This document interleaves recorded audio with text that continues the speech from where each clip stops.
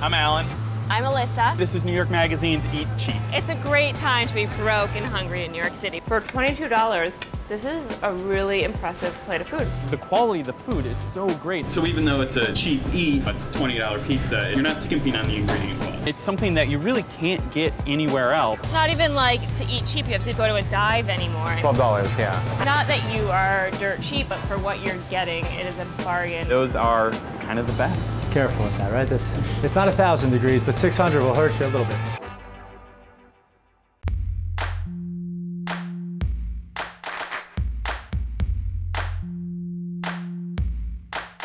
Buns, right now, 2012, we ready? Asian buns have been a Chinatown cheap eat staple for years, but this is the year they really exploded into the mainstream.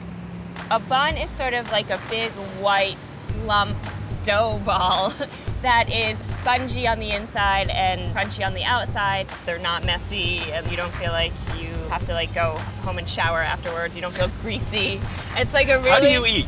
I don't know.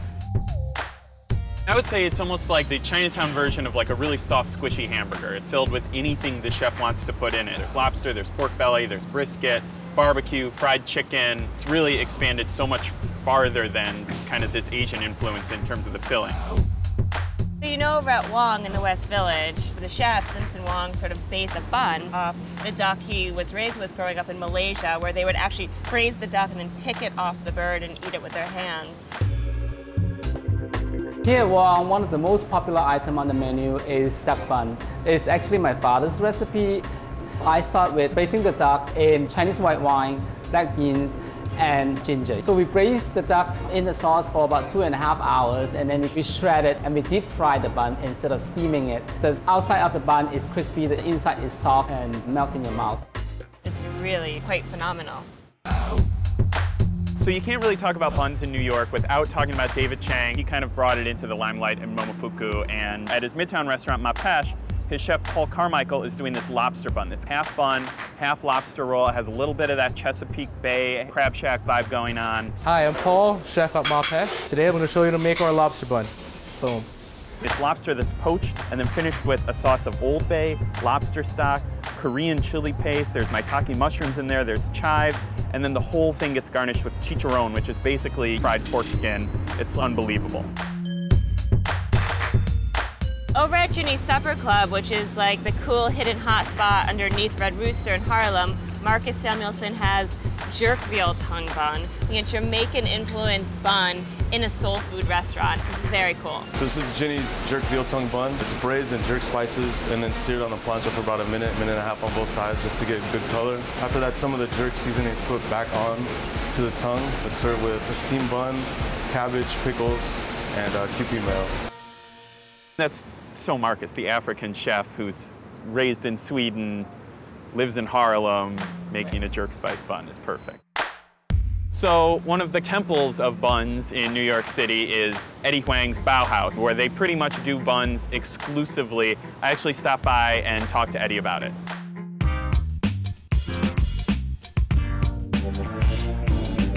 Buns, right now, 2012, we ready? We're here in the East Village at Bauhaus. I'm with Eddie Huang, and he's going to talk to us about his awesome, I'm not going to say his awesome buns. Buns are just blowing up. They're exploding. They're everywhere right now. It's kind of the Asian answer to sliders, to hot dogs, to tacos, because it's ambulatory. It's small, it travels well, it moves easily. We used to heat these things up like chasu bao at home for breakfast. Ever since I was a kid, we bring them for lunch.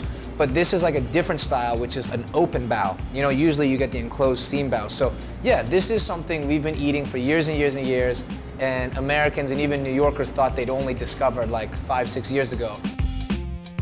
So it's not necessarily a new concept, but it's opened up to a new audience. Yeah, the one kind of tweak that we have is that we do a Hunan style braise on our pork belly. And I don't think anyone else actually does that. It sounds like it's coming at it from sort of a fine dining background, not just food that people need to grab and go. Yeah, for $3.50, $4, like, there's a lot more technique involved in these baos than I think at a lot of other places. Awesome, I want to try it. Show me how Cool. it's done. Let's do it. The first bao I'll make for you is the birdhouse bao, which is our chicken thighs marinated 24 hours in a brine, and then double fried. It gets a lemon zest and garlic aioli. We make that ourselves, some cilantro, peanut and red sugar to finish. That was awesome. What's next? Now I'm gonna make you a chairman bao, and this is the original bao we've always had at Bao House, our most popular. And the one tweak that we have is that we do red cooked instead of a 5-spice braise that you'd usually get in Taiwan. Yeah, the trick is you want the skin to be bouncy and gelatinous, and then the meat and the protein part of it to just give. So there you go. Thank you. So pork belly, it's another thing like bao.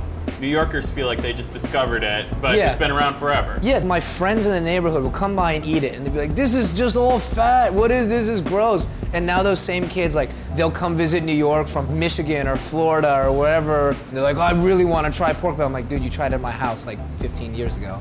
Looks awesome. You can see, super soft, super tender. You can watch it kind of fall apart.